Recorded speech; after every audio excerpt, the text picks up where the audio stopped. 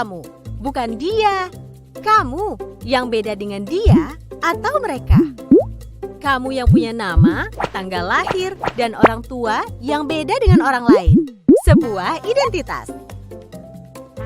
Kamu baru datang ke kampus, bertemu orang-orang dengan identitas berbeda. Kadang kamu penasaran, membandingkan satu sama lain, lalu mengelompokkan tiap orang. Bagaimana kamu akan melakukannya? Kamu lihat geng kecil yang suka barengan kemana-mana. Rupanya mereka teman sejak SMA. Kamu pun jadi mengelompokkan teman-teman barumu ini berdasarkan asal sekolah. Tapi ada juga yang gak punya teman sekolah. Mereka ngumpul dengan teman sekampung. Kamu lalu perlakukan teman berdasarkan kelompok asal daerah atau suku. Lalu mahasiswa baru dikumpulkan sesuai pilihan fakultas. Kamu mulai berkelompok dengan teman sefakultas dan punya identitas bersama sebagai mahasiswa di fakultas tersebut. Kita lahir dengan identitas seperti suku, agama, warna kulit, dan bertambah lewat pilihan sendiri atau diberikan orang lain, hingga kita punya banyak identitas. Soal mana yang paling penting, beda-beda tiap orang. Ada saja yang terlalu bangga dengan identitasnya, hingga merasa berhak merendahkan yang lain. Ada juga yang terlalu minder, sampai tergoda membela identitasnya secara ekstrim. Beda identitas itu wajar, namun mungkin kita perlu cara pandang yang benar soal identitas. Coba lihat baik-baik, mungkin kita beda dalam satu identitas, tapi sama dalam identitas lain. Bahkan ketika mengelompokkan orang, kita sebenarnya mencari-cari persamaan identitas. Akhirnya kita perlu pahami bahwa beda itu hak asasi. Namun kita juga akan temukan semua orang punya satu identitas yang sama, insan Tuhan.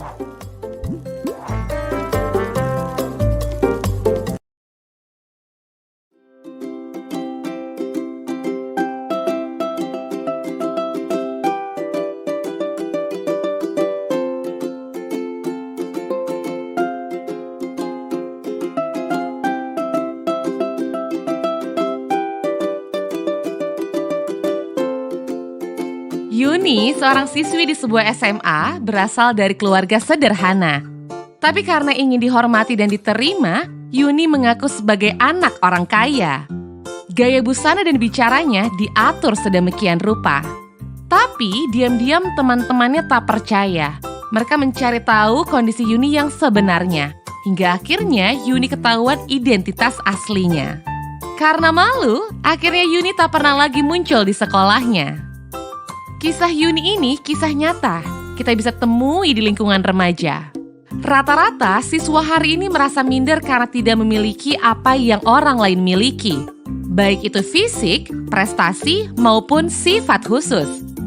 Menurut hasil FGD kami dengan para guru di 4 sekolah yang ada di Jawa Barat, bahwa dari 1 dari 4 siswa merasa minder karena fisik, dan 1 dari 5 siswa merasa minder karena nggak punya prestasi seperti orang lain. Hasil survei online kami terhadap remaja menunjukkan mereka tak mau menerima diri agar diterima dan dihargai. Bukannya sibuk menemukan dan mengenali potensi diri, mereka malah sibuk mengejar standar umum. Orang yang berkulit gelap sibuk memutihkan kulitnya karena iklan membuat standar kecantikan itu identik dengan kulit cerah. Yang keriting meluruskan rambutnya karena standar umum wanita anggun adalah berambut lurus terurai. Jika kita sibuk mengejar standar itu, coba pikirkan beberapa hal ini. 1. Setiap orang itu unik, gak mungkin ada satu standar yang cocok untuk semua. Setiap orang bisa punya standarnya masing-masing. Kalau standar orang ganteng itu mancung dan tinggi, lalu bagaimana dengan orang yang pesek dan pendek? 2.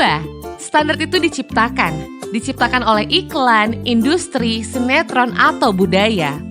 Orang yang gagal membuat standar buat dirinya bakal jadi sasaran empuk buat para pencipta standar. Merekalah yang bakal jadi korban iklan dan pengaruh lingkungan. 3. Standar itu relatif. Beda tempat, beda standar. Di Mauritania, sebuah negara di wilayah Maghreb di Afrika Utara Barat, misalnya orang yang cantik adalah orang yang berbadan subur. Di Jepang yang dianggap cantik itu yang giginya gingsul. Beda waktu bisa beda standarnya. Coba perhatikan fashion dari masa ke masa. Apakah standar keren itu sama? Misalkan saja tahun 80-an, pria yang dianggap ganteng itu berkumis tebal, apakah saat ini masih berlaku? Tapi, kalau yang sifatnya nilai moral itu universal. Sikap jujur di mana-mana dari dulu sampai nanti tetap dianggap baik dan keren. Jadi, daripada ngejar standar cantik fisik, mending membangun inner beauty. Gak usah habisin waktu apalagi sampai menipu diri untuk terlihat sesuai standar fisik yang umum. Gak usah minder, kelihatan di bawah orang lain, atau sombong karena kelihatan lebih tinggi. Karena setiap orang unik dan gak bisa dibandingin. Kalaupun mau bikin standar dan membandingkan, buatlah standar tinggi buat dirimu sendiri. Bandingkan dirimu kemarin dengan dirimu hari ini. Apakah hari ini kamu lebih baik dari kemarin? Terus dorong dirimu sampai memenuhi standar best version of yourself. Ingat, kamu dilahirkan original. Kenapa harus mati sebagai kopian orang lain?